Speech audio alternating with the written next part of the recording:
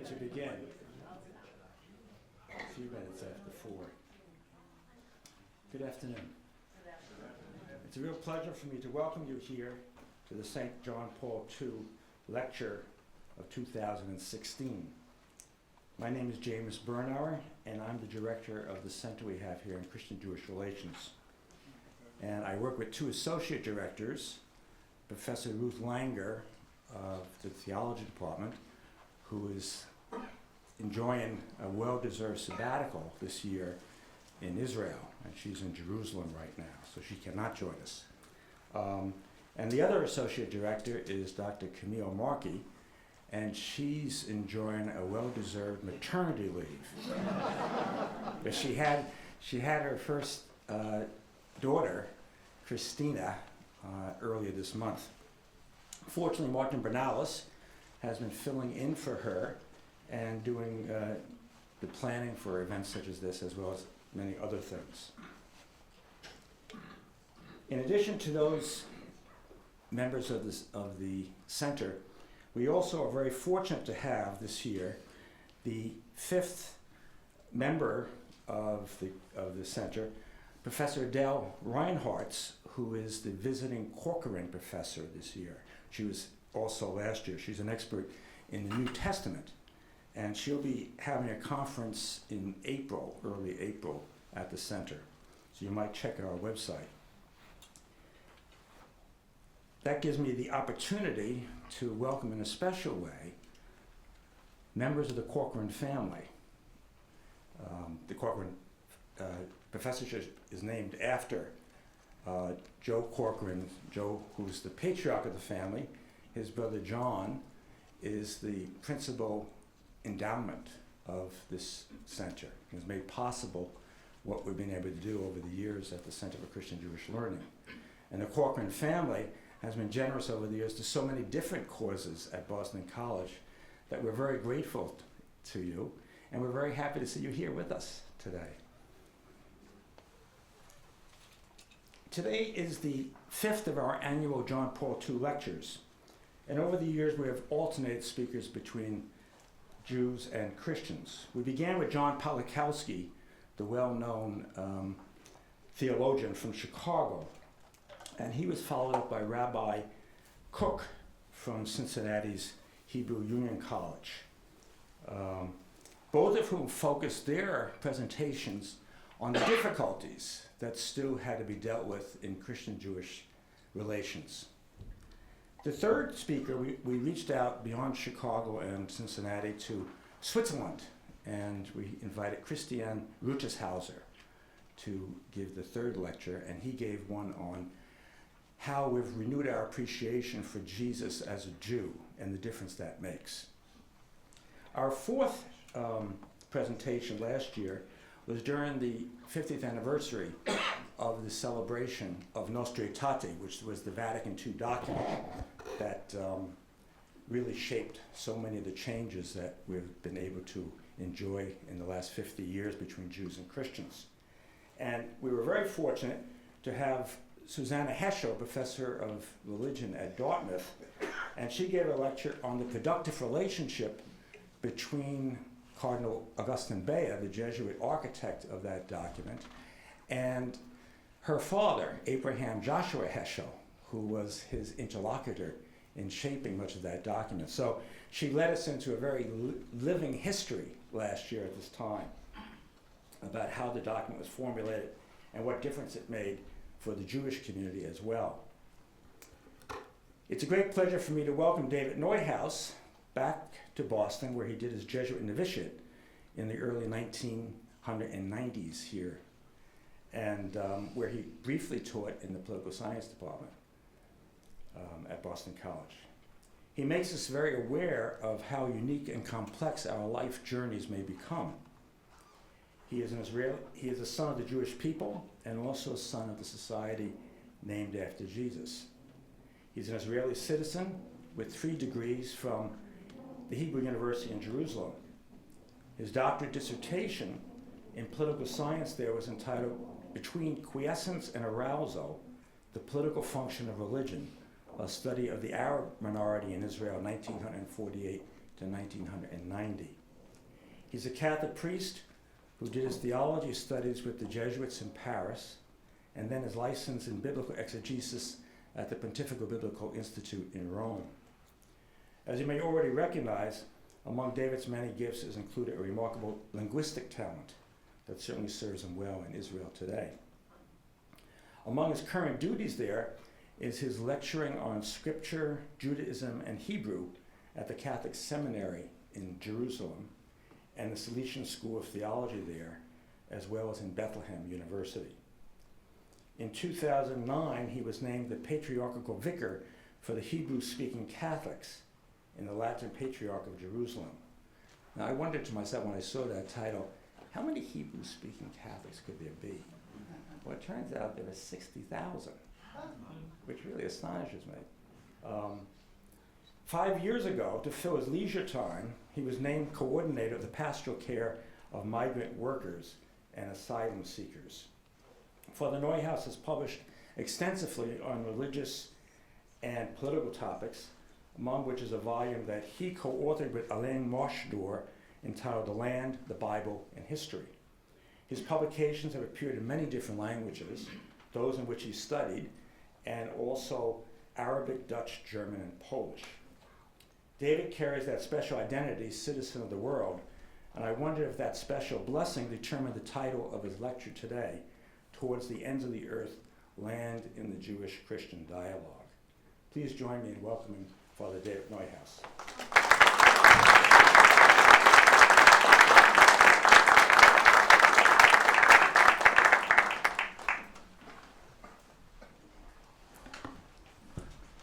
So I'm very honored and awed to be here and to be following in such an illustrious line of speakers. And I'd like to particularly thank Father James Bernauer, who invited me here. And let's launch into it.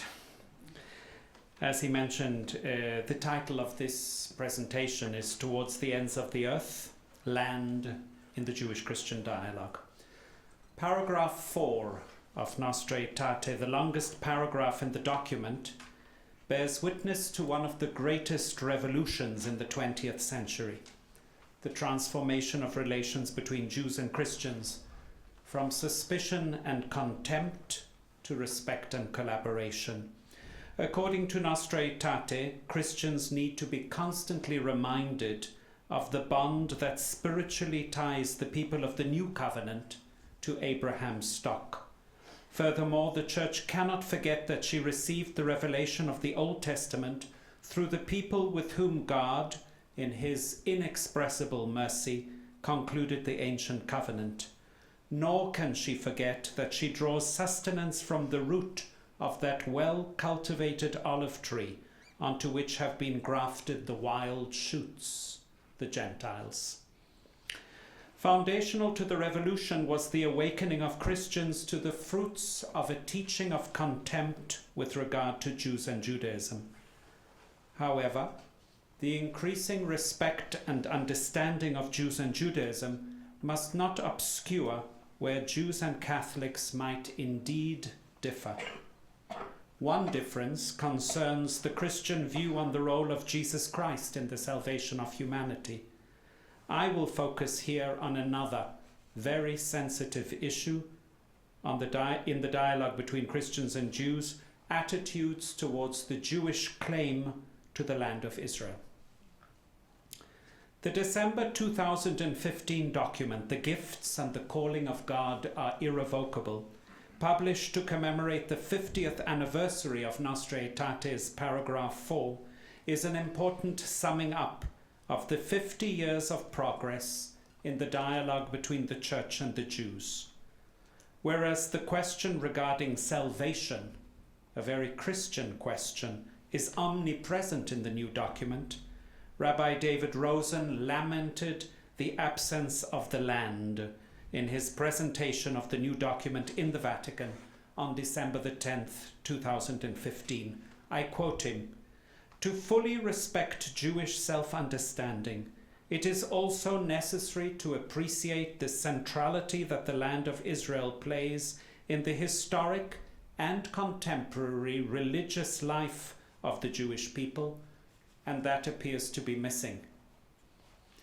In 2000, prominent Jewish religious, civil and intellectual figures published a short document, Dabru Emet, Speak the Truth, that defined their position on the increasing openness of Christians to Jews and Judaism, and the third of the 8 paragraphs explicitly formulates their position on the land, and I quote it in full.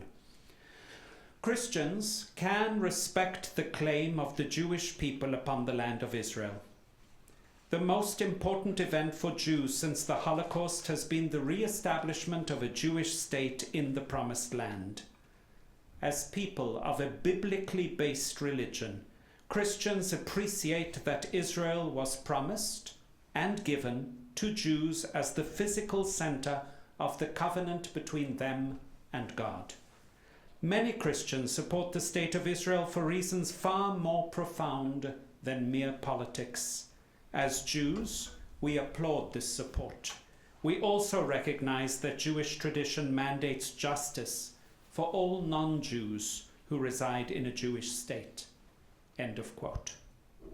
2 years later, a group of Christian scholars in the United States published a document entitled A Sacred Obligation, calling on Christians to re-examine their traditional assumptions about Jews and Judaism. The 9th of 10 short paragraphs declares, and again I quote in full, "We affirm the importance of the land of Israel for the life of the Jewish people. The land of Israel has always been of central significance to the Jewish people. However, Christian theology charged that the Jews had condemned themselves to homelessness by rejecting God's Messiah. Such supersessionism precluded any possibility for Christian understanding of Jewish attachment to the land of Israel.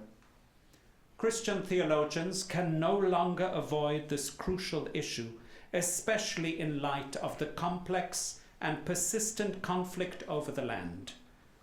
Recognizing that both Israelis and Palestinians have the right to live in peace and security in a homeland of their own, we call for efforts that contribute to a just peace among all peoples in the region."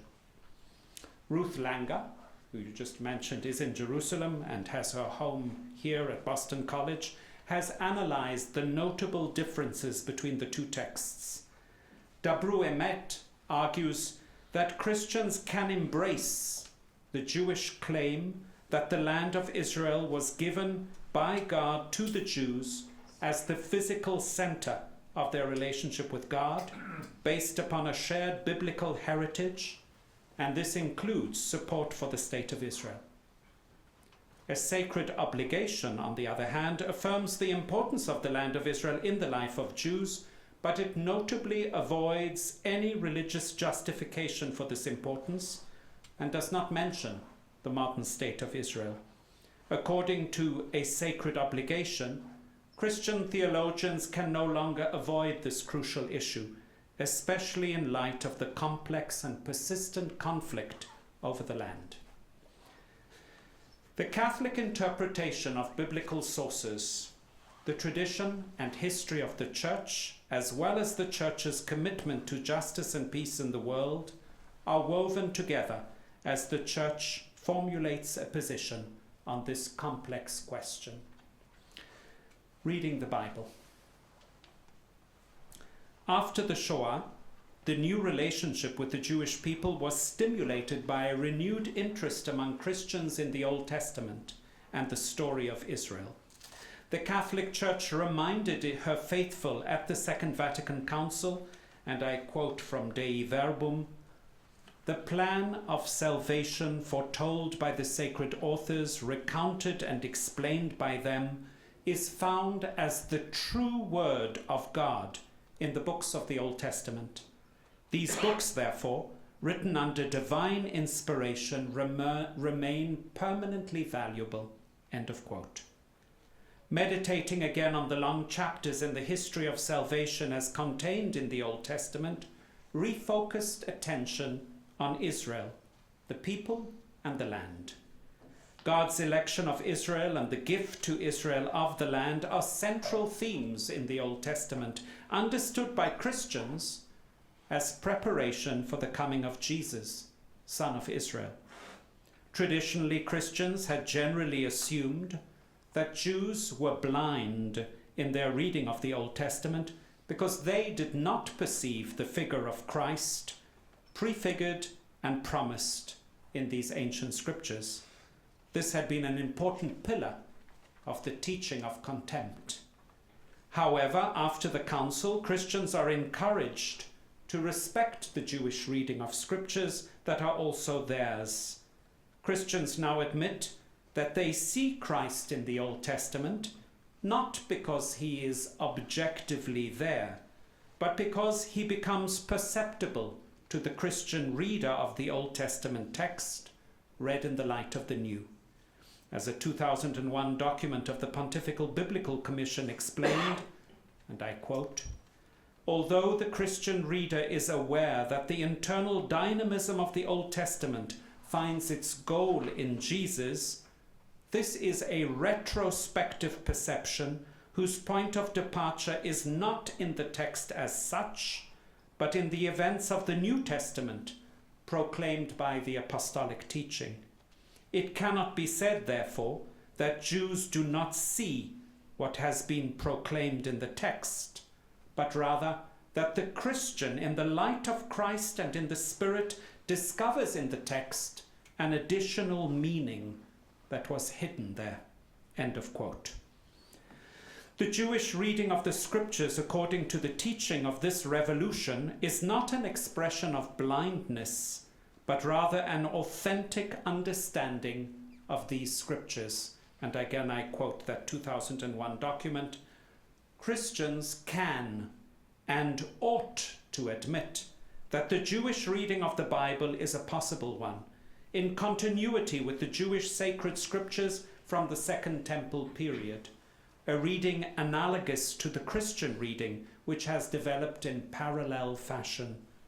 Both readings are bound up with the vision of their respective faiths, of which the readings are the result and expression. Consequently, both are irreducible." End of quote. An integral part of the revolution in Jewish-Christian relations is the realization that Jews and Christians share a language and a spiritual heritage that is based on the scriptures they share, called the Old Testament by Christians, the Tanakh by Jews.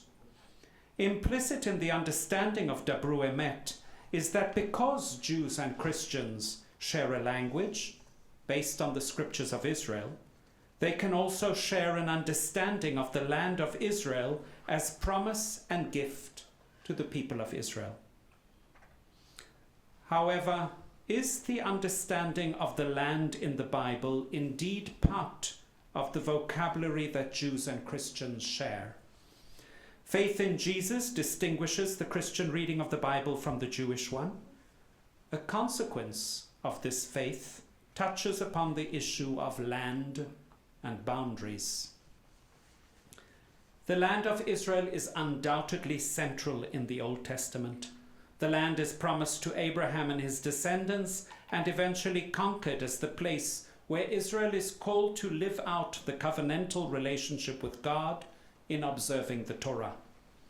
At the center of the land is Jerusalem, holy Zion, and at the center of Jerusalem, the temple, sacred place of God's enduring presence. The land is lost in exile because of the sins of Israel and regained in the return to Zion because of the outpouring of God's grace in God's faithfulness to the promises that God has made. In the Jewish reading of their scriptures, the land of Israel remains throughout a focus of attention. In fact, the Jewish scriptures end with the words from the Epistle of Cyrus, king of Persia, to the exiles in Babylon. "Whoever is among you of all his people, may the Lord his God be with him. Let him go up, Vaya'al, and go up to Zion." However, The Christian reading differs from the Jewish one because the Old Testament is read in the light of the New Testament, pointing to Christ. Christians understand the Old Testament as preparation for the New, and the unity between the Old and New throws a different light on the content of the Old. This changes the significance of land when Jesus is recognized as the Christ. At first glance, the land seems to have almost totally disappeared in the writings of the New Testament. There is an impression that the real homeland is in heaven. I quote from the Epistle to the Hebrews, "They confessed that they were strangers and foreigners on the earth. For people who speak in this way make it clear that they are seeking a homeland. If they had been thinking of the land that they had left behind, they would have had opportunity to return. But as it is, they desire a better country, a heavenly one. Therefore God is not ashamed to be called their God. Indeed, he has prepared a city for them." However, the impression that land has disappeared from the New Testament is misleading. It is not the land that has disappeared in the New Testament, but perhaps the borders that separate one land from another, one people from another. In 1993, the Pontifical Biblical Commission insisted that the rereadings of the biblical text develop new aspects of meaning.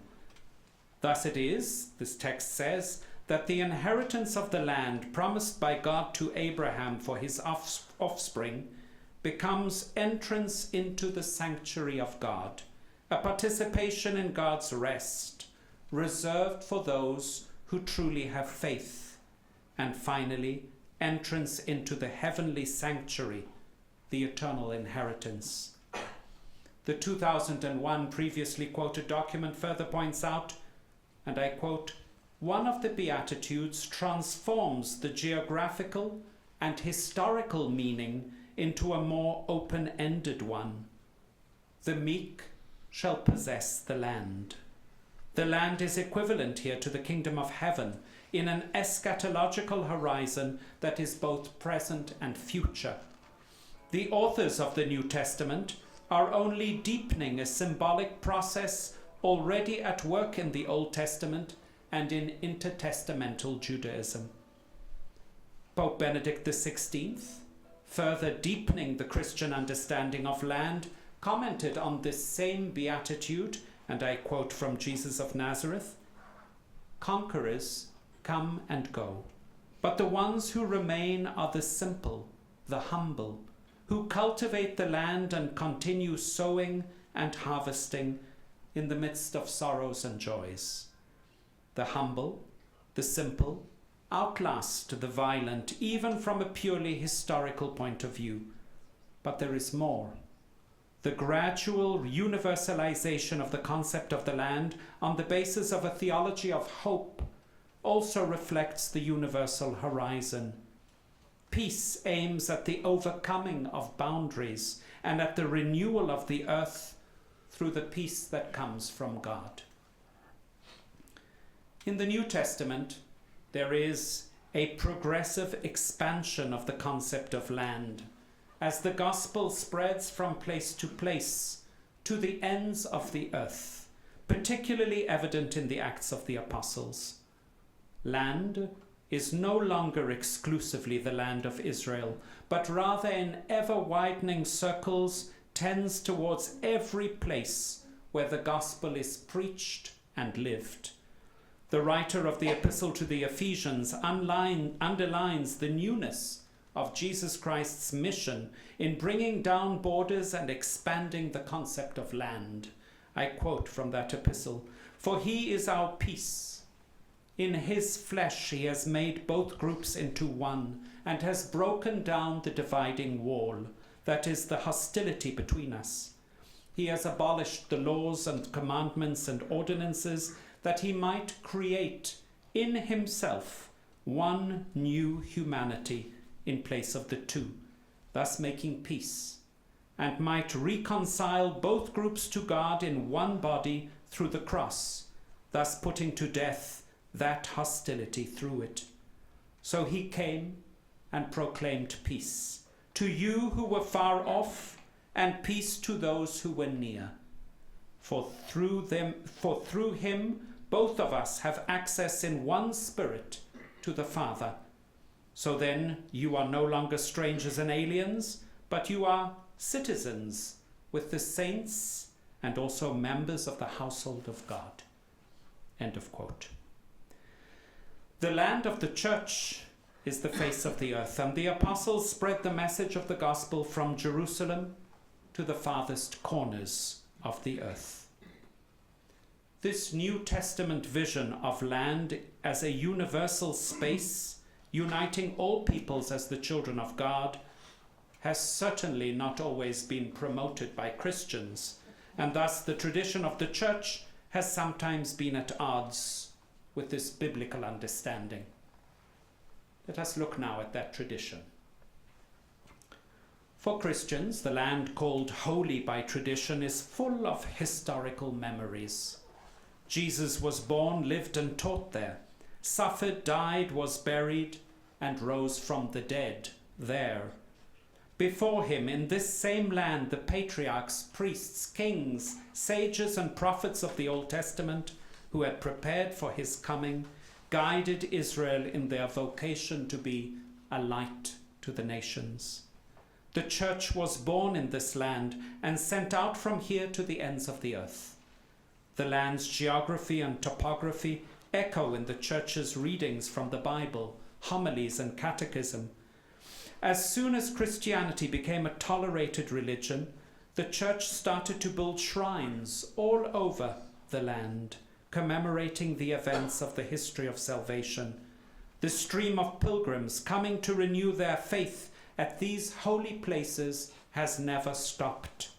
Here the pilgrims refuel, meditating the fifth gospel, the land, where God first engaged Israel, Christ, and church.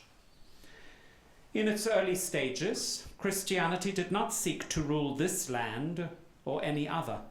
Rather, it conceived of its world as one without borders, in which Christians were a leaven. The missionary impulse drove Christians to travel to new lands, preaching the gospel and thus stretching ever anew the borders of the church on earth. In a 2nd century epistle, a Christian author writes, "Every foreign land is to them as their native country, and every land of their birth as a land of strangers. They pass their days on earth, but they are citizens of heaven." The gradual adoption of Christianity as the official religion of an empire transformed the understanding of land and borders. The rise of empowered Christianity, first tolerated and then dominant in the Roman Empire, promoted an awareness of borders that needed defending and territories that awaited conquest. Christian emperors had Christian armies in their service. In the Middle Ages, Christendom went to war to liberate Jerusalem from the Muslims. For many, during the Crusades, the war was a double one, against the enemy within, the Jews, and the enemy without, the Muslims.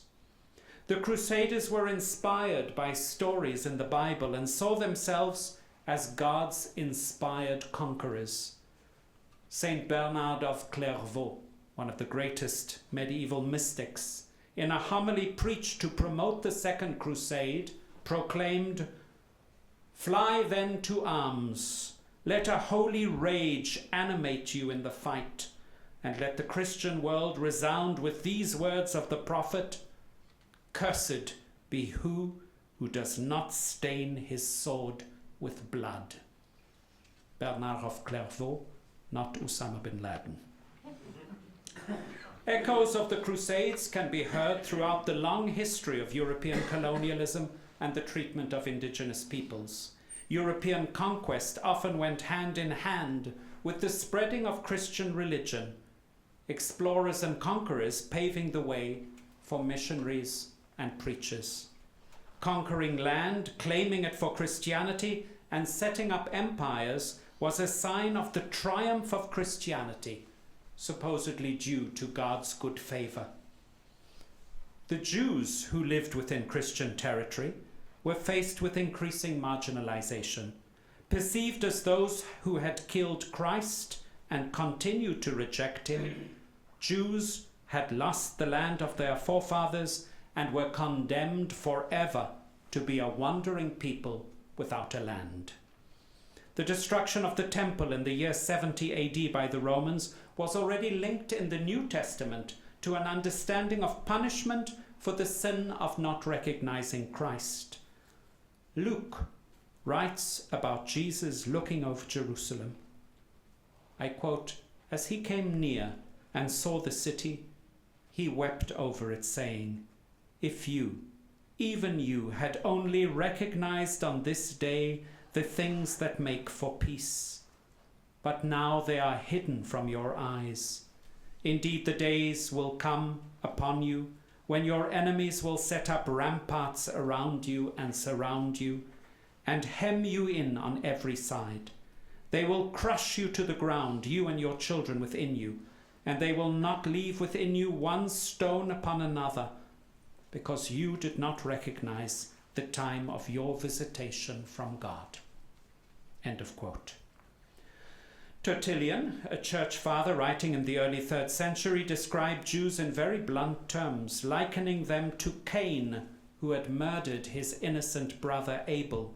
I quote, "Scattered, wandering about, deprived of land and sky of their own, they roam the earth without man or king as God, a race to whom there is not accorded the right granted even to foreigners to set foot upon and greet one land as home."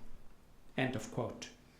St. Augustine continued this line of thought in the 5th century, writing, "The former Jerusalem, Eden indeed by the Jews, is not now inhabited, for after the crucifixion of the Lord, vengeance was taken upon them with a great scourge, and being rooted up from that place, where with impious licentiousness, being infuriated, they had madly raged against their physician, they have been dispersed throughout the nations." St. Augustine developed the idea of the dispersion of the Jews further by understanding that this exile serves the mission of the church. And I quote, "They were dispersed all over the world, for indeed there is no part of the world where they are not to be found. And thus, by the evidence of their own scriptures, they bear witness for us that we have not fabricated the prophecies about Christ." Augustine compared the Jews to the slaves of the Roman aristocratic schoolboys who carry the books of their young masters to school, the Kapsari. Blessed is the God of Israel. The Jews are our Kapsari, we who are Israel. Otherwise, the pagans might have supposed that what is said of the Christ and the church is simply fable, but they are won over by the testimony of our enemies. Christians continue to see the exile of the Jews from the land of Israel as divine punishment, but by the 17th century, alongside this view, there were theologians who were proposing that the exile of the Jews would end, and a return of the Jews to their land would herald the end of time. Some even claimed that this was a necessary condition for the return of Christ. The return of the Jews to their land would propel them to accept baptism and enter the church. This kind of Christian Zionism long preceded the formulation of Jewish Zionism in the second part of the 19th century. Christian Zionism holds that the promises to the church for the end of time regarding the universal recognition of Jesus Christ as Lord and Savior will be preceded by the fulfillment of the Old Testament promises to Israel. According to this theory, these promises include the return of the Jews to their land and the establishment of a Jewish commonwealth. This would ultimately provoke the end-time war that must precede the second coming of Christ. In the 19th century, an Anglican priest, Darby, who argued that at the end of time, Christian believers would be miraculously removed from the world arena in order to be saved from the cataclysmic catastrophes that were foreseen, disseminated the idea of premillennialism. God would then use Israel as a divine instrument in the punishment of the unbelievers. As is clear in this kind of thinking, Jews remain tools and means of Christian salvation. In November 1917, an alliance between Christian and Jewish Zionists gave birth to the Balfour Declaration, published by the British government, the first official formulation of recognition for the Jewish claim to the land, providing for, and I quote from the document, the establishment in Palestine of a national home for the Jewish people. Lord Balfour, the British Foreign Secretary, and a cabinet headed by the Christian Zionist David Lloyd George, explained, and I quote from an interview a few years later, "For in Palestine, we do not propose even to go through the form of consulting the wishes of the present inhabitants of the country. The great powers are committed to Zionism, and Zionism, be it right or wrong, good or bad, is rooted in age-long traditions, in present needs, in future hopes, of far profounder import than the desires or prejudices of the 700,000 Arabs who now inhabit that ancient land." A week after the publication of the Balfour Declaration, Britain occupied Palestine, and in the decades that followed, Jewish migration to Palestine was facilitated. Since the end of the Second World War, with the horrific revelation of the fate of the Jews in Nazi-occupied Europe, some Christians have enthusiastically proposed new understandings of the relationship with Jews and Judaism, and have embraced various forms of a Jewish claim to the land of Israel, and welcomed the establishment of the State of Israel. While the inhabitants of the country, the Palestinians, were indeed ignored in these political processes, some in the Jewish-Christian dialogue have maintained that Christian support for the State of Israel is the way that Christians can concretely manifest their repentance for centuries of anti-Jewish and anti-Semitic attitudes. Furthermore, a positive theological attitude to Jewish possession of the land and the establishment of a state concretizes the theological understanding of the unrevoked covenant between God and God's chosen people, the Jews, a reversal of traditional supersessionism.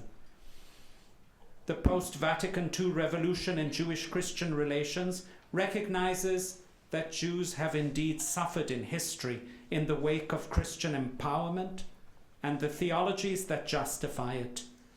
These mechanisms of empowerment and marginalization with regard to the Jews have been uncovered and start to be transformed. However, Christian theological support for Jewish claims on the land is increasingly troubling when one considers the dispossession and marginalization of the Palestinians, which are often ignored or even justified. And so we come to a final part of this presentation, working for justice and peace. The Second Vatican Council promoted a vision of the Church's involvement in society, not avoiding this worldly affairs, but rather standing alongside the dispossessed and powerless, a preferential option for the poor. The Church realized that being silent about the affairs of this world strengthened the powers that be to the disadvantage of those without a voice. The Church, in exercising its prophetic ministry, must tirelessly exert itself in the promotion of justice and peace. And I quote from Deus Caritas Est of Benedict XVI. The Church cannot and must not remain on the sidelines in the fight for justice. She has to play her part through rational argument, and she has to reawaken the spiritual energy without which justice, which always demands sacrifice, cannot prevail and prosper.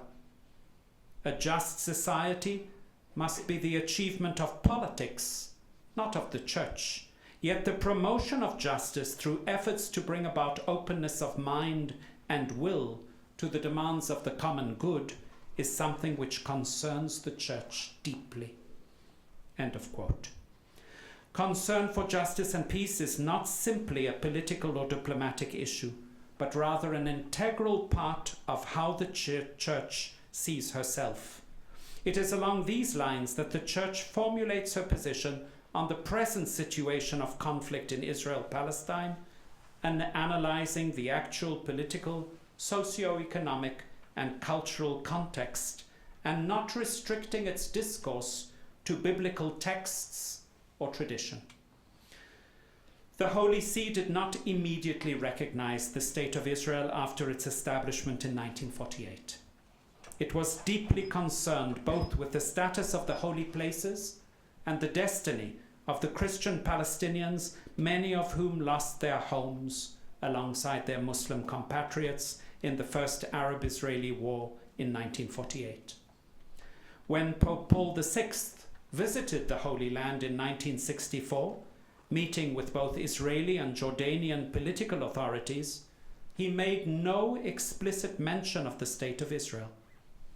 Nostra Aetate, published a year later, made no mention of the land. Much of the opposition among the Council Fathers during the Second Vatican Council to paragraph 4 in the document was formulated by those who feared the political implications of the paragraph within the context of the Middle East and the ongoing war between the Arab countries and the State of Israel. A positive attitude to the Jews, it was feared, would be used in the conflict to garner support for Israel. Undoubtedly for this reason, the document insisted, and I quote, "In her rejection of every persecution against any man, the Church, mindful of the patrimony she shares with the Jews, and moved not by political reasons, but by the gospel's spiritual love, decries hatred, persecutions, displays of anti-Semitism directed against Jews at any time and by anyone." When the Pontifical Commission for Religious Relations with the Jews was established, it too made no mention of the land in its first document, Guidelines and Suggestions for Implementing the Concilia document Nostra Aetate number 4. However, the document did insist, and I quote, "Christians must therefore strive to acquire a better knowledge of the basic components of the religious tradition of Judaism. They must strive to learn by what essential traits the Jews define themselves in the light of their own religious experience." Many Jews with whom Catholics dialogued were insistent that the Jews defined themselves in the modern age as intimately tied to the land of Israel and demanded that Catholics take this into consideration. The General Secretary of the World Jewish Congress, Gerhard Riegner, expressed this to Pope Paul VI in the 1974 meeting of the International Catholic Jewish Liaison Committee. He said, "We welcome the call on Christians to strive to learn by what essential traits the Jews define themselves in the light of their own religious experience. We are hopeful that this striving will lead to a wider appreciation that peoplehood and the land of Israel are essential to Jewish faith." In its 1985 document, the Holy See's Commission for Religious Relations with the Jews spoke about the land and the State of Israel for the first time. In a section entitled Judaism and Christianity in History, the document said, I quote, "The history of Israel did not end in 70 AD.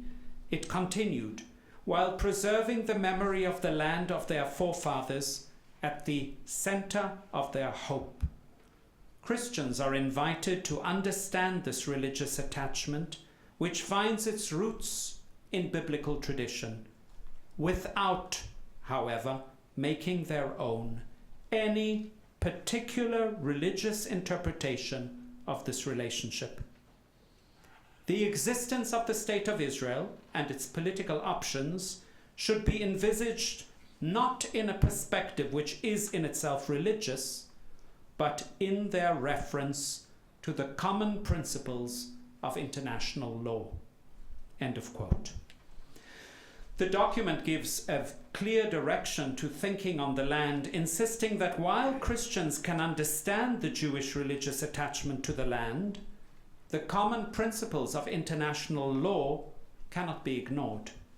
The question of land is not simply a question of biblical exegesis, but also of contemporary history, justice, and peacemaking. The document warns against adopting any Christian religious interpretation of the Jewish religious attachment to the land. When the fundamental agreement was signed between the Holy See and the State of Israel in 1993, the document underlined the new relationship between the Church and the Jewish people, but clearly stated that the Church was not affirming any religious interpretation of claims to territory. I quote from that document, "The Holy See, while maintaining in every case the right to exercise its moral and spiritual teaching office, deems it opportune to recall that owing to its own character, it is solemnly committed to remaining a stranger to all merely temporal conflicts, which principle applies specifically to disputed territories and unsettled borders." In fact, the Church's commitment to dialogue with the Jewish people to advance reconciliation developed alongside her awareness that the Palestinians were demanding justice. Pope Paul VI became the first pope to explicitly affirm the Palestinians as a people rather than as simply a group of refugees. In his Christmas message in 1975, he said, I quote, "Although we are conscious of the still very recent tragedies which led the Jewish people to search for safe protection in a state of its own, sovereign and independent, and in fact precisely because we are aware of this, we would like to ask the sons of this people to recognize the rights and legitimate aspirations of another people, which have also suffered for a long time, the Palestinian people." In 1987, John Paul II appointed the first Palestinian Arab Latin Patriarch of Jerusalem, the Holy Land's highest Catholic authority. Patriarch Michel Sabah became an outspoken voice inside the Church, proclaiming the injustices that his people had suffered as a result of the establishment of the State of Israel and its continuing occupation of Palestinian lands.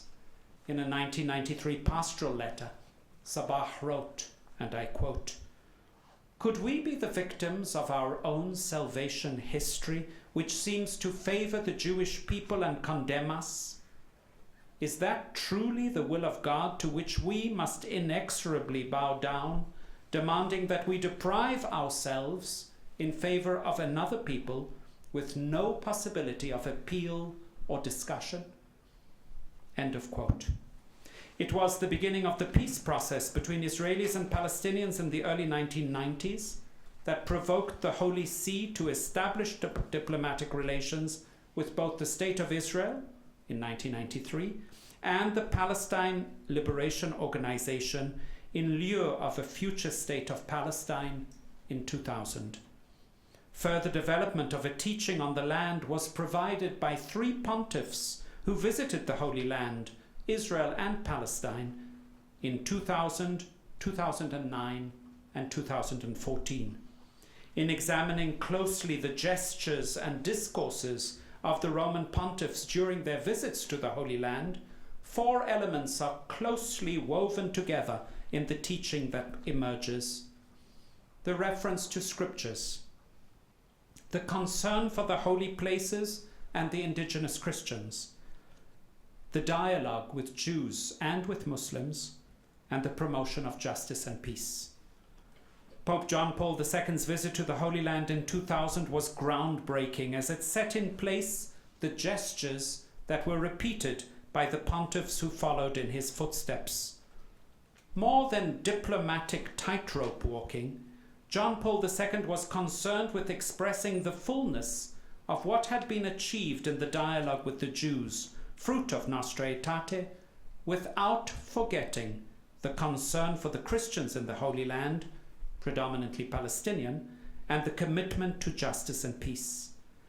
The Pope not only visited Israeli and Palestinian leaders, Jewish and Muslim shrines, but also went to Yad Vashem, the monument that commemorates the victims of the Shoah, and to Dheisheh refugee camp, where Palestinians have been languishing since 1948. His visit came at a time of optimism, as Israelis and Palestinians were engaged in dialogue too. Pope Benedict XVI, during his visit in 2009, developed the conceptual clarity of the Church's teaching on the land. Without flinching, he evoked over and over again the Church's vocation to build bridges rather than walls. In clear words, he addressed the distressing reality of the Holy Land, where walls are more in evidence than bridges, when he addressed the Israeli political leadership at Ben Gurion Airport. He said, "One of the saddest sights for me during my visit to these lands was the wall.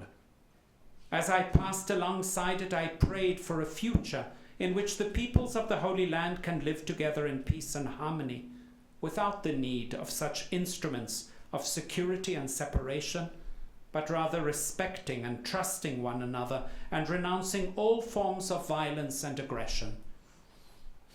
He continued, formulating a clear vision for a political solution to the conflict, saying, "Let it be universally recognized that the State of Israel has the right to exist and to enjoy peace and security within internationally agreed borders.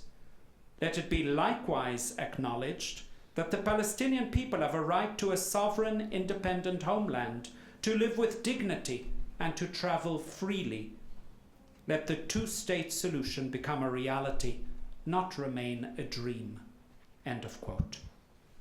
Pope Francis, following the footsteps of his predecessors, came to the Holy Land in 2014. He captured headlines when in Bethlehem he referred to his host country as the State of Palestine, rather than simply referring to the Palestinian people. As he stopped to pray at the separation wall built by Israel in the name of security, he provided an icon of solidarity with the Palestinians. The following day, at Yad Vashem, he cried out the pain of a God whose children have been mercilessly slaughtered during the Shoah. However, what wove the various elements of the whirlwind visit together was that wherever he went, Pope Francis referred to those he met as brothers: Israelis, Palestinians, Jews, and Muslims. A short time after his return to Rome, Pope Francis hosted Israeli President Peres and Palestinian President Abbas, and at the invocation for peace held in the Vatican Gardens, he explained this insistence on being brothers. He said, "We know and we believe that we need the help of God. We do not renounce our responsibilities, but we do call upon God as an act of supreme responsibility before our consciousness and before our peoples. We have heard a summons, and we must respond. It is the summons to break the spiral of hatred and violence, and to break it by one word alone, the word brother. But to be able to utter this word, we have to lift our eyes to heaven and acknowledge one another as children of one Father." End of quote.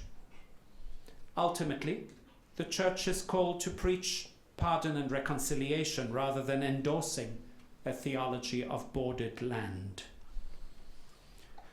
I conclude. Dabru Emet considers that Christians can respect the claim of the Jewish people upon the land of Israel.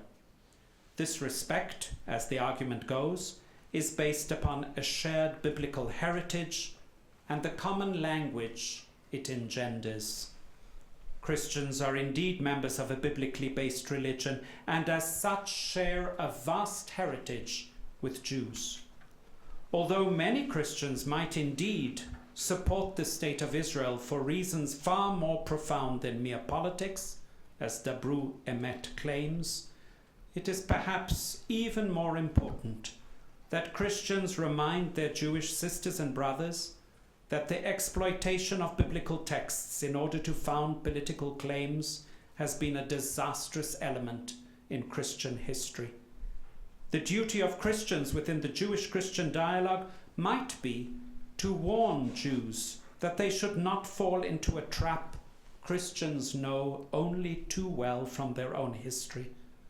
The trap of a religiously justified empowerment that ignores the cry of those who have been marginalized. This needs to be brought into the dialogue with the Jewish people in humility, while continuing on the way of repentance, so that Jews and Christians can indeed work together for a real repairing of a broken world, for tikkun olam, a repairing that also binds and heals the wounds of the Palestinians. Thank you.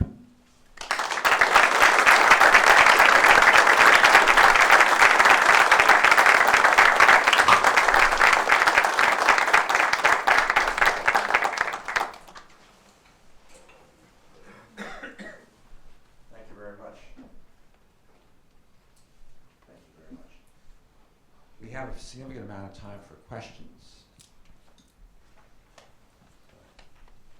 Yes, please. Well, this is hardly a time of optimism, either between the Palestinians and Israelis or in the wider Middle East as a whole. The whole region is engulfed in flames. It appears that the two-state solution may be irreversible. More new settlements have been constructed in the last 8 years under the Obama administration than any time in history. A couple of points. You think inevitably that there's going to have to be a single-state solution rather than a two-state solution? And in order to pressure Israel, since our government isn't doing it, do you favor supporting the BDS movement? So I'm very happy to hide behind the fact of my Roman collar and say I'm not a politician and I don't need to formulate any particular solution to the issue of Israel-Palestine, whether it's a one-state, two-state, one-state, whatever that means. I think that that is the liberty the church has to speak out in the name of the values that the church holds dear without having to engage in the kind of political brokering that probably needs to go on, and hopefully among politicians who can see clearly enough to work for the common good. So I personally do not believe that the two-state solution is dead.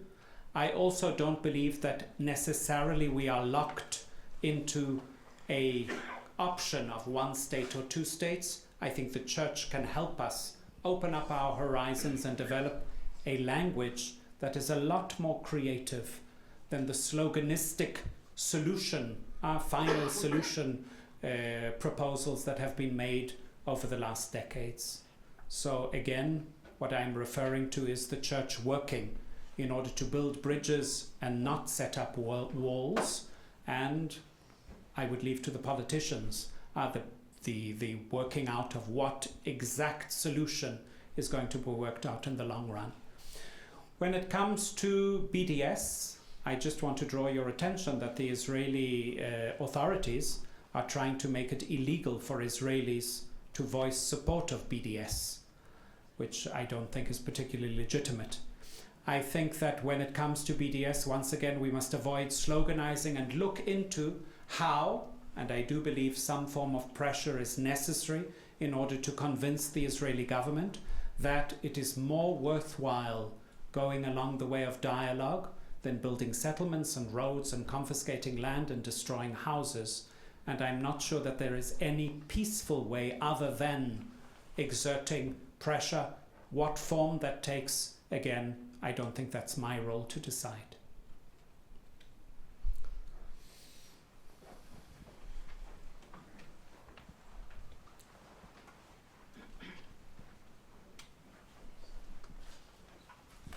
Hi, what admonition do you think the church can offer to the Palestinians?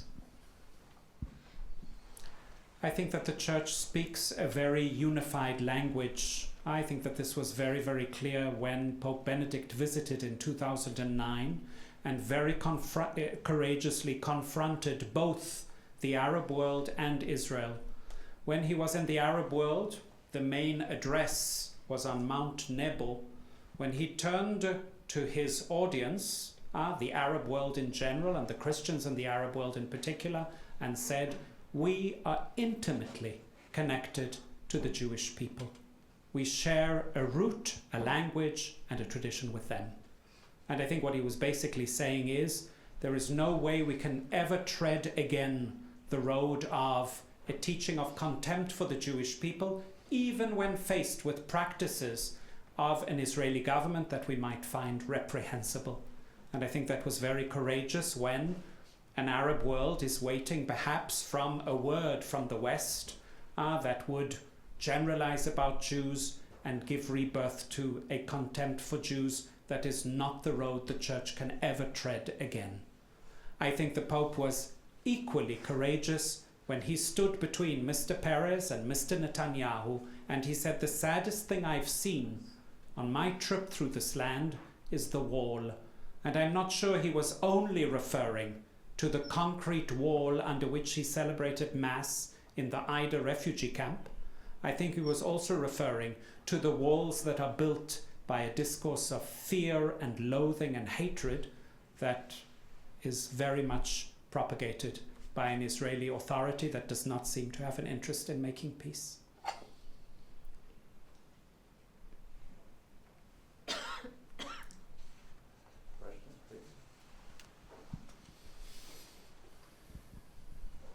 Hi. This is a simplistic question, but it seems to me that in the demands that Christians are making for Israelis to recognize the Palestinian rights in the name of justice and peace, could not the church insist the Palestinians recognize the right to exist of Israel and make that as irreducible? I think that's not a simplistic question, that's a statement, and I'd like to again read what Benedict said. Okay, let's listen to it because I think he's saying something very important. Let it be universally recognized that the State of Israel has the right to exist and to enjoy peace and security within internationally agreed borders. There is absolutely no equivalence in what Benedict is saying, and that applies to all Palestinian, the Arab nations, and the rest of the world. Again, what the church is insisting on is that international law be respected. And international law is what established the State of Israel in November 1947 and in January 1949.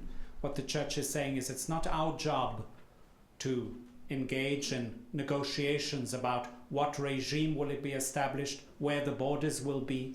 Our job is to really propose another way of seeing one another. And so I think what you're saying is not at all simplistic, but again, insisting that the church is saying to Israelis and Palestinians, let us really be transformed in the way that we approach one another. Thank you very much for your very important talk. My question is about practices. I was thinking about, I can remember the name of the Association of Mothers, Palestinian mothers and Jewish mothers, who have lost a son because of war or because of terrorist acts. And somehow it started between two mothers, and then it expanded as a way to grieve together and also dream together and think about a future where their sons will not die anymore because of war and hatred. This might be one example. Can you tell us some other examples of practices, ways in which what is historical division becomes a possibility of being together, living together, and hoping for the future, for a different future? So before I even attempt to answer your question, I'll point out to you that sitting right next to you is someone you might not have met, but you should, because he's a much greater expert than I am on all of those movements that exist that try to think creatively about what is going on in Israel-Palestine and change discourse so that we can move to a new horizon. Yechezkel Landau, Father Andrea. Second, another side comment, and Yechezkel will correct me if I'm wrong. I think, what is the opposite of being a male chauvinist? A feminist chauvinist?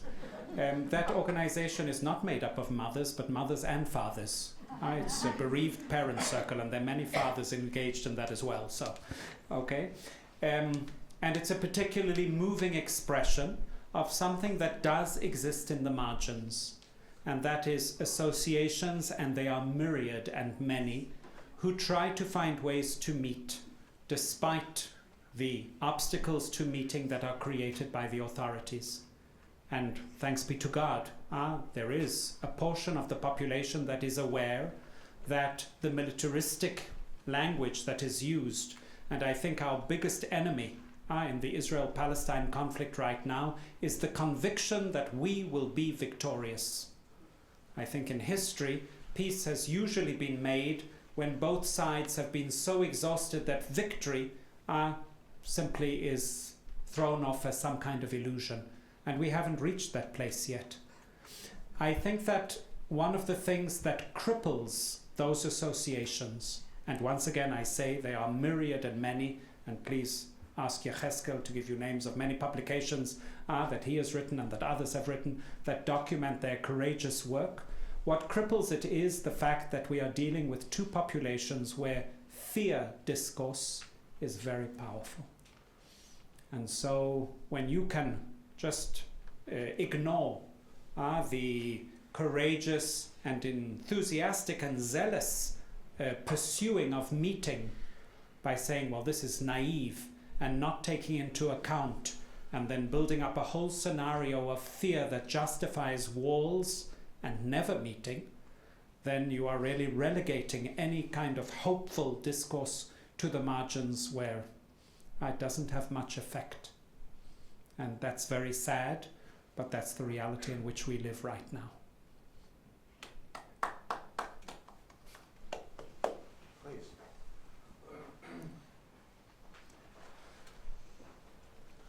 Thank you very much, David, for the wonderful presentation.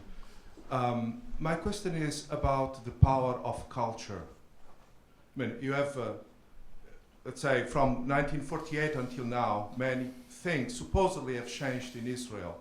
And I am wondering, how does it come that, for example, I think it was 3 years ago with the Gaza war, if I read correctly, the support for that, allow myself to take a position on this, to that brutal response, military response to some brutal problem, military problem on the ground, had support of about 90% of the Israeli population, which makes me feel, and I ask you, that even the cultural transformation in a country, in a nation like Israel, is very slow and must go through very deep, reach very deep regions of the human psyche and social process.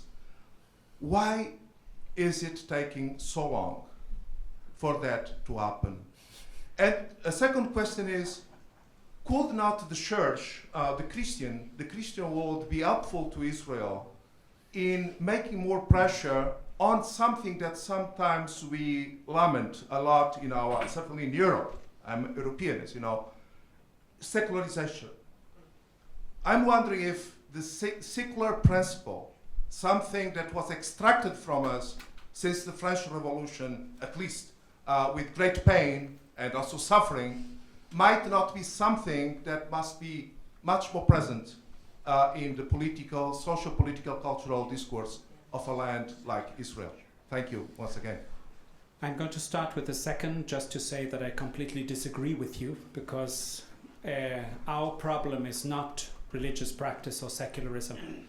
We have a secular right wing that is sometimes even more nationalistic and refusing of any kind of dialogue than religious. So I don't see that as a necessary. When you say culture, I want to limit it down to one particular element of culture, and there is where I think the church can be very helpful. It's the element of discourse. It's how we use words in order to describe reality. And it's there where Israel is profoundly militarized.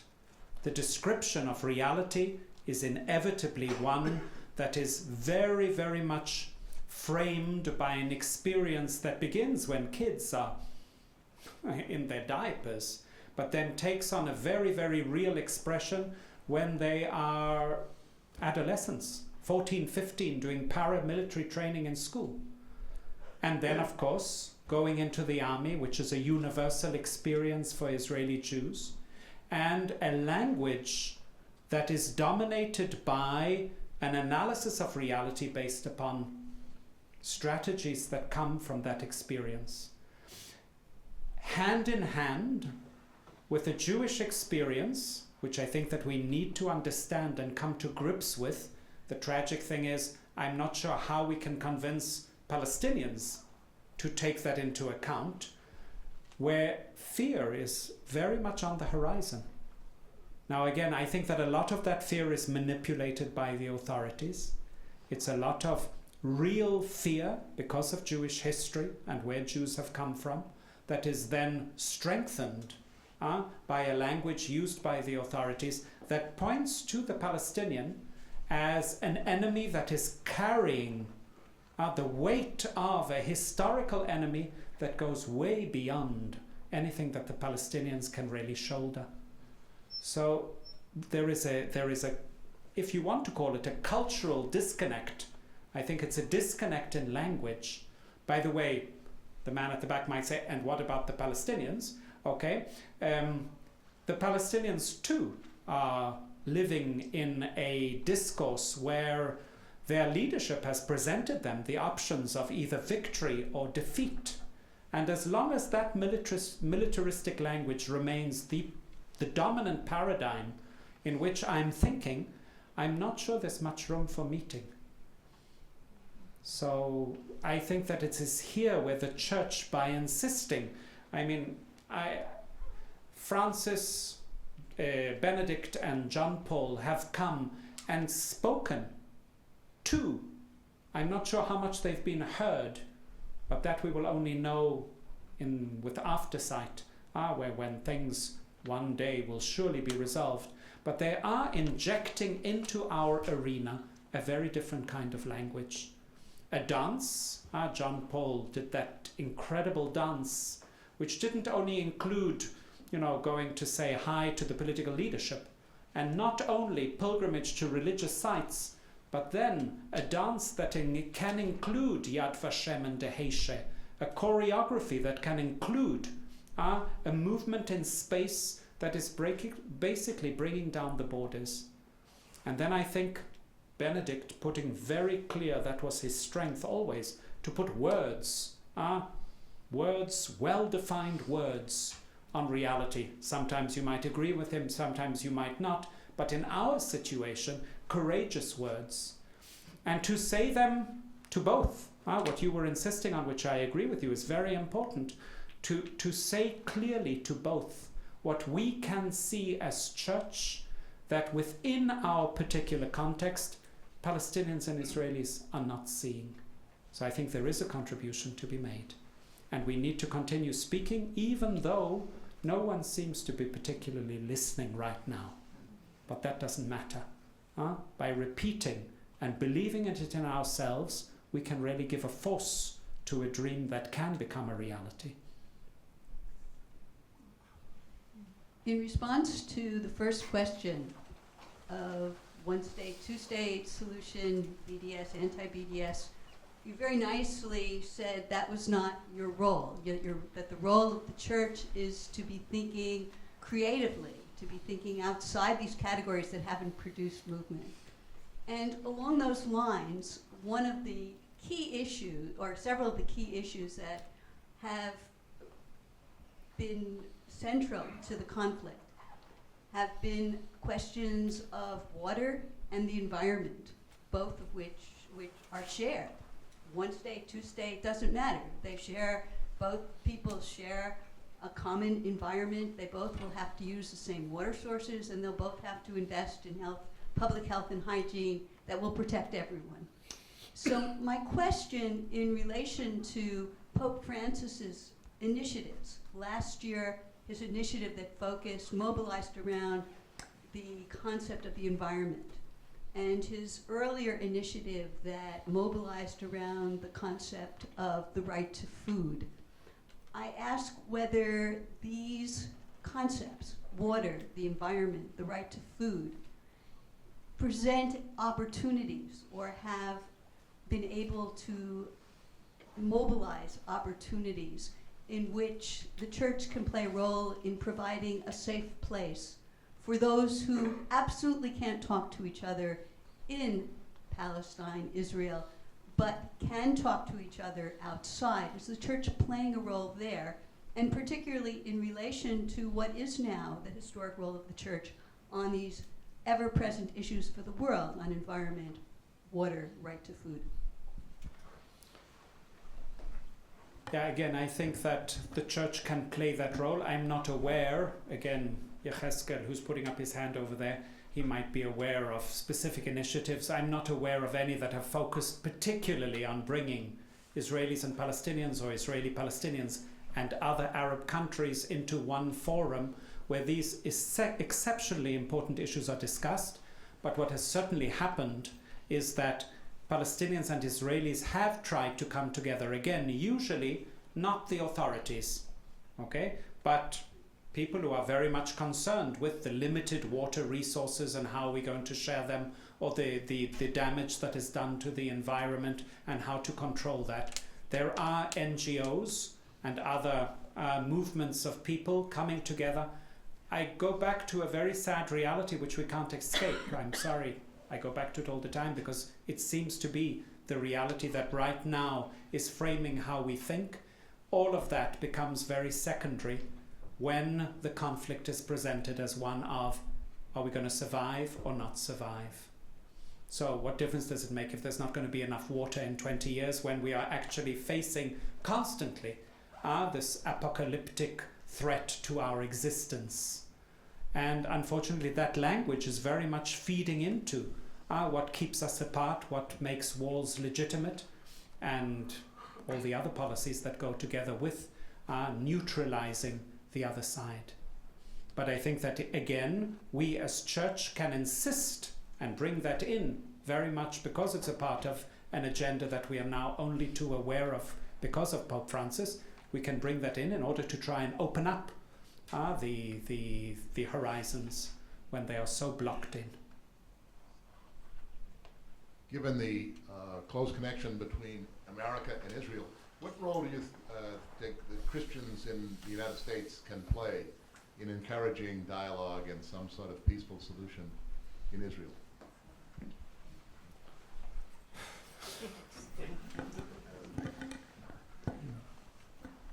Almost like you hope that question won't be asked when you're facing a group of Americans. And I think that there is a lot of anger in the Middle East because of the role that the United States has played so far, which is seen as a very unjust, unfair role.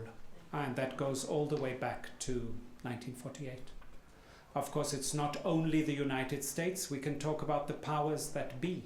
The powers that be. I think that Christians in the United States can work on many different levels, okay? One of them is by renewing a very profound commitment to the dialogue with the Jewish people in terms of what I was laying out, of saying, not from a place of moral arrogance, which often is the case. We think of ourselves as these people who have been liberated of all of these animal instincts, and we talk down to people in conflict, but rather from a place of saying we've been there, we've done that, and we've done much worse, and it leads to death. And taking that on in all humility. We are, as Christians, very much cowed, and there's a lot of reasons for that, in the dialogue by history. And I think that we need to take up that history and reflect together on that history and its consequences for all of humanity, not just for Jews. So that's one element. The other element is, of course, to be able to read our scriptures in a way that is coherent with who we are as Christians. Okay? I believe you are American and I'm not, so you know your country better than I could ever know it from afar. There is a massive group of Christian Americans, in my opinion, in how we perceive it from outside, that are reading the biblical texts in ways that are toxic and dangerous. And Christians need to go to that place in order to deal with that heritage of reading the biblical text not in order to, but a reading of the biblical text that inevitably results in socio-political consequences that are frightening. So that's another place. I think that one thing that we all need to do together, and it's a community effort, is speak a language that is responsible and that opens up the horizons.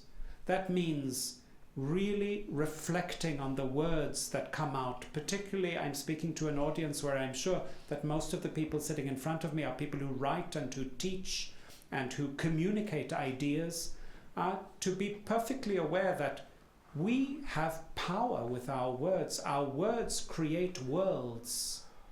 And when we fully reflect on the teaching of contempt that had very real consequences in the lives of Jews through the centuries, and we are appalled by how Christian discourse contributed to that, we now need to broaden our reflection and think, how do we speak about Muslims? How do we speak about Palestinians?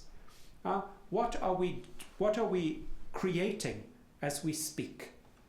And I think that that's the responsibility of each one of you.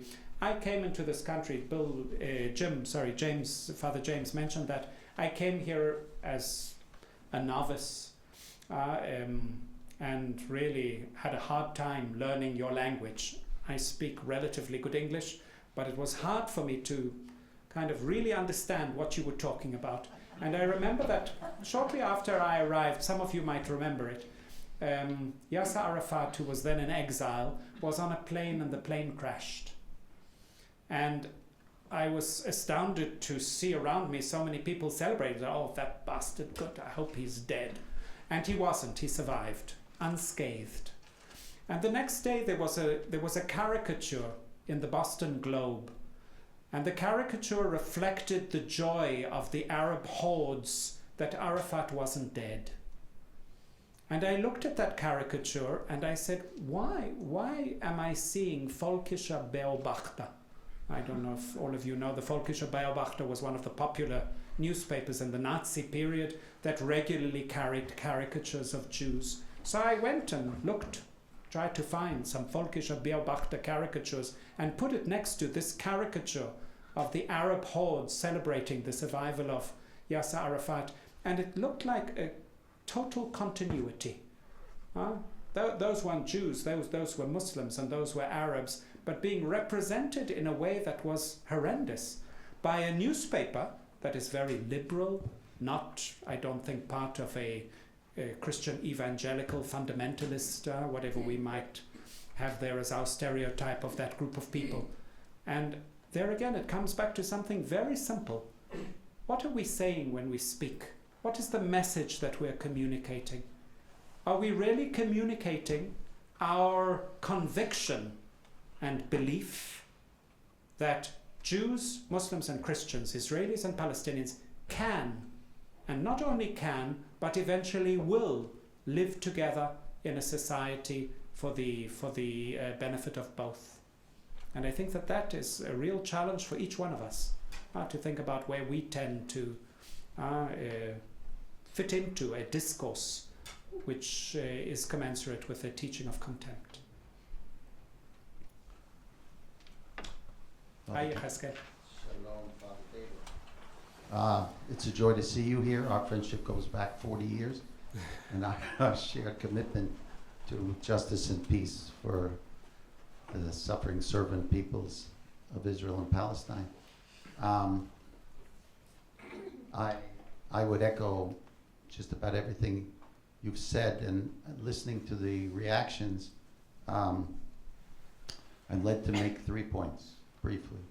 Number one, it is, I think, incumbent upon people outside this conflict not to choose sides and to listen to the witnesses of the people who are suffering and try to understand where their pain, their grievance, which is based on grief, their longings, their aspirations, and their fear and hatred come from, before judging, okay?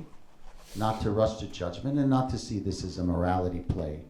It's a deep, profound tragedy where we are all implicated.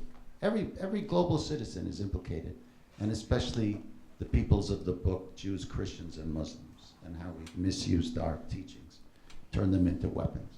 Okay, that's number one. So as Americans especially, to really be in solidarity with both Israel and Palestine. From that stance, many creative things can happen, I believe, and we need creative insight, wisdom from the outside, because we as Israeli citizens and our Palestinian sisters and brothers, we are stuck. We are stuck, so we need lots of help from the outside. That's point number one. Number two, this gentleman over here said, how come it's taking so long? Why won't these people just wake up to the obvious solutions that are out there? Well, it's because, among other reasons, it's because both sides have been conditioned by collective trauma that limit their imagination, cripple their vision, and keep them boxed in. So they don't trust. They don't trust anybody. They don't even trust some of their fellow citizens, see them as traitors. So it's very, very difficult to move, to shift the parameters of perception, not to mention attitudes and feelings. So just to give one example, we talk about sharing a common language. I don't know how much we really share in terms of the words we use and especially what is behind the vocabulary. But that theologically, that's even in question. But psychologically, we mean different things by even similar terms, whether they're in Hebrew or Arabic or English, and partly because I hate to overgeneralize, but if we're going to find therapeutic approaches to this deep psycho-spiritual tragedy and work toward a truth and reconciliation process similar to what's unfolding in South Africa, which I think both Israel and Palestine need, we need to understand why Arabs feel humiliated. Their dignity has been robbed, not just their land. So in a shame and honor culture, they feel their rage is rooted in a sense of a violation of their dignity. Jews are more common, we Jews, come more from a guilt and innocence culture rather than a shame and honor culture. So all of the accusations from before them, from the New Testament through the Middle Ages until today, that we are children of the devil, all these demonizing projections. Now we're turned into war criminals. We used to be poisoners of wells and stealers of Christian children for their blood. It has conditioned our psyche in very negative ways. So that's going to take at least 1 or 2 generations of psychic rehabilitation, and being in a state of war doesn't help by any means. But we need lots of help, we Jews and Palestinians. Okay, the last point, since you mentioned things that are out there that I've written, and there you just Google my name, Yecheskel Landau, you'll find them on the internet.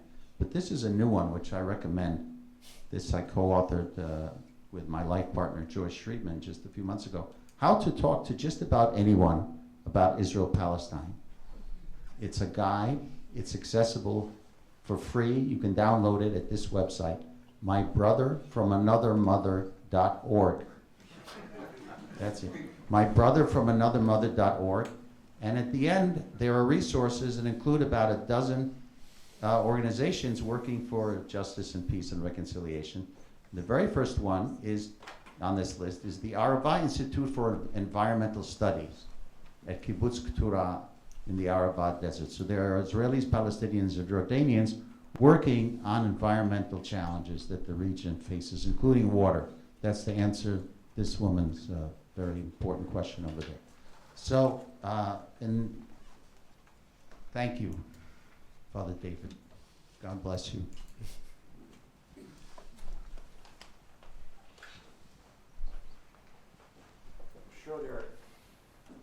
I'm sure there are other questions that could be asked, but I think perhaps it is time for us to conclude. David, thank you so much for making the trip from Israel and to giving us that wonderful lecture, and for stimulating this exciting discussion. I mean, how nuanced we've become in our discussion on this, and as you know probably better than I do, nuance is often lost in discussions about nuance is often lost in discussions of this nature. So I want to thank you very much for making the trip, David. I know it's a long trip for you and you have other responsibilities in Israel. And I want to thank all of you for joining us and for being such great interlocutors for the discussion. And I think we bring away a lot to consider that you're giving us this afternoon. The lecture will be available on the website of the Center for Christian Jewish Learning at Boston College if you want to study it more thoroughly. So thank you very much. Have a very nice